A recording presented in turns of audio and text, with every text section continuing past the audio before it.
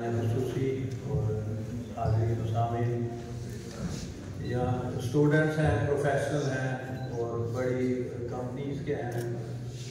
अच्छा, research and development के भी कुछ दोस्तों ने यहाँ बातचीत की।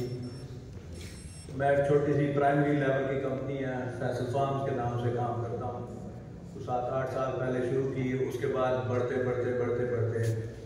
आज जाहिर साहब की मेहरबानी और अल्लाह पाक की रहमत से आपसे मुखातिब हूँ। मैंने कुछ इनोवेशन पे काम किया है। यहाँ सब बातें हुई, मार्केटिंग की बातें हुई, प्रोडक्शन की बातें हुई, आगे कुछ फ्यूचर को भी हम देख रहे हैं। आज मेरे आने का सिर्फ यहाँ मकसद था कि हम फ्यूचर में जो प्लांट की एग्रोनॉमी है उसको थोड़ा सा बेहतर कर लें, थोड़ा सा नहीं बल्कि ज़्यादा उसमें काम करने की ज़रूरत है। सस्टेनेबल एग्रीकल्चर की बात चल रही है दुनिया में आज। वो मैंने स्टार्ट की जब 13-14 में 15 में, उसको 10 साल लग गए यहाँ तक आते। अभी पिछले हफ्ते वहाँ ख्वाजा फरीद यूनिवर्सिटी में एक छोटा सा सेमिनार था इसी प्रकार सस्टेनेबल एग्रीकल्चर में, और दिल्ली यूनिवर्सिटी फैसलाबाद में कुछ हो चुके हैं उस पर बातचीत। तो जिन माइक्रो एलिमेंट्स को हम अक्सर इग्नोर कर देते हैं, उसके ज़रिए दुनिया भर में बहुत सारा काम हुआ 70 से आज तक। जो 70 में हुआ वो आज भी कारगर है, और इसके बाद जो होगा वो उनसे ज़्यादा कारगर होगा, बेहतर होगा। हमने तमाम साइज और तमाम एरिया को सेम फर्टिलाइजर पे चलाने की कोशिश की है, और हर किस्म की फसल पे एक ही किस्म के पैटर्न में हमने फर्टिलाइजर को बार बार चलाया है। इसमें कुछ चीज़ें मॉडिफाई करने की ज़रूरत थी। मतलब कैलकेरियस के जो एरियाज हैं उनका फर्टिलाइजर का डिज़ाइन और माइक्रो एलिमेंट्स का डिज़ाइन मुख्तलिफ होना चाहिए था, और जो हमारे फर्टाइल लैंड हैं उनका थोड़ा सा मुख्तलिफ होना चाहिए था। बस जहाँ कैलकेरियस सॉइल है वहाँ कैल्शियम अवेलेबल है, और जहाँ सैंडी सॉइल है वहाँ कैल्शियम अवेलेबल नहीं है, वहाँ सिलिकॉन ज़्यादा है और आयरन ज़्यादा है। अच्छा, जिन एरियाज में इनको सबको थोड़ा थोड़ा मुख्तलिफ पैटर्न में तकसीम करके और बेहतर करने की गुंजाइश थी, जो प्राइमरी लेवल था हमारा, हम वहाँ से नहीं हिले, उसको मॉडिफाई नहीं किया था। इस पे काफ़ी सारे काम की ज़रूरत है। आप लोग साइंटिस्ट हैं और इस पे एग्रीकल्चर में ये सारा इंटरेस्ट लेके हम सब इकट्ठे हुए हैं। इस पे बहुत सारी चीज़ें हैं जो करने की हैं। माइक्रो एलिमेंट से हमने जो पिछले 10 साल में R&D की है, मतलब कमाल का जो रूट बोरर है या स्टेम बोरर है, उसको हमने ऑर्थो आयरन से कंट्रोल किया है, और कोई 1000 एकड़ हमारे मेरे सामने में आज भी पेश कर सकता हूँ, जिसमें स्टेम और रूट का बोरर हमने आयरन से कंट्रोल किया है। उसमें किसी किस्म की कोई नहीं। अच्छा, इसके अंदर रेड रॉड का जो एलिमेंट है कमाल के अंदर, वो भी इससे काफ़ी हद तक कम हो जाता है। हम कुछ जगह पे क्लोराइड को बिल्कुल ही इग्नोर कर देते हैं, बाद जगह पे ये बेनिफिशियल भी है, और कुछ जगह पे हम कैल्शियम को जरूरी नहीं समझ रहे, लेकिन वो सेल वॉल का बुनियादी हिस्सा है। पौधे की प्रोटेक्टिव लाइन वो ही डेवलप करता है, जो है ही नहीं हमारे पास। जो हमारे पास कैलकेरियस सॉइल में है वो अनअवेलेबल फॉर्म में है, वो पौधे को नहीं अवेलेबल होता। तो इस तरह इन सारी चीज़ों को समझने की, करने की जरूरत है।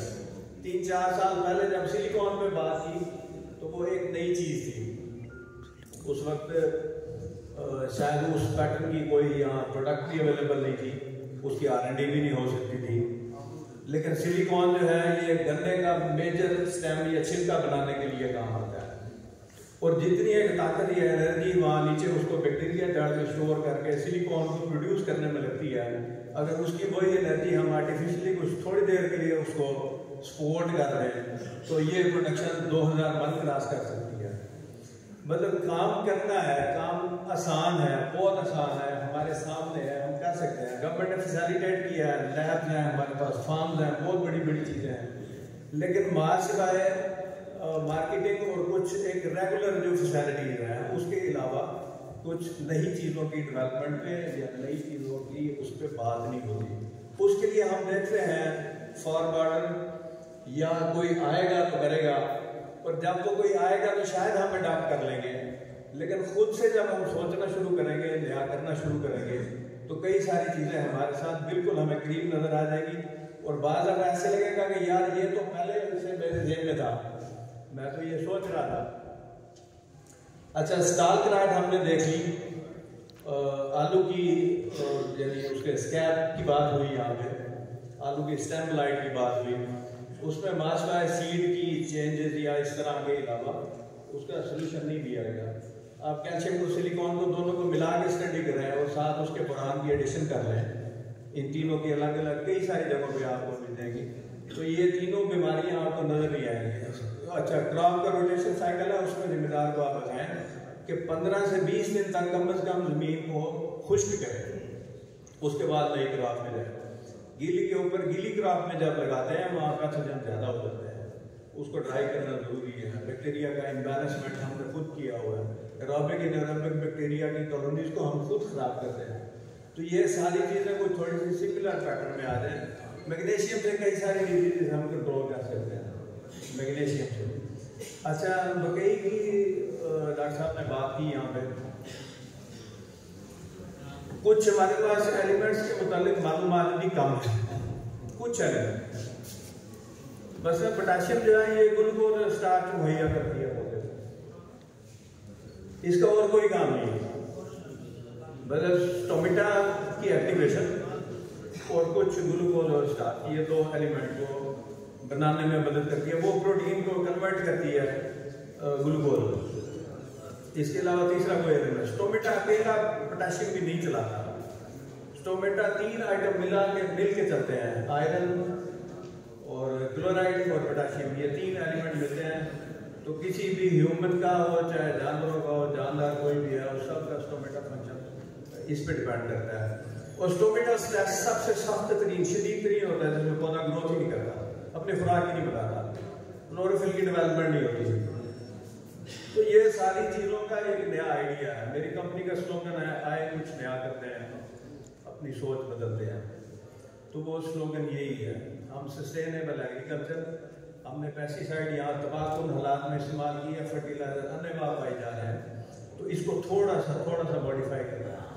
फास्फोरस की अपटेक के लिए मैग्नीशियम जरूरी है, हमने सिनर्जेटिक और एंटागोनिज्म एलिमेंट उनको थोड़ा सा मजीद बेहतर करके मॉडिफाई करके अपने स्टूडेंट्स के भी पढ़ाना है, अपने किसानों को भी आप उसको समझाना है, और आगे आने वाली जो एग्रीकल्चर है उसमें क्वालिटी प्रोडक्ट या क्वालिटी फ्रूट या क्वालिटी ग्रेन हमने पैदा करना है। तो ये मेरा आज का पैगाम था आप दोस्तों के लिए। बहुत शुक्रिया जी।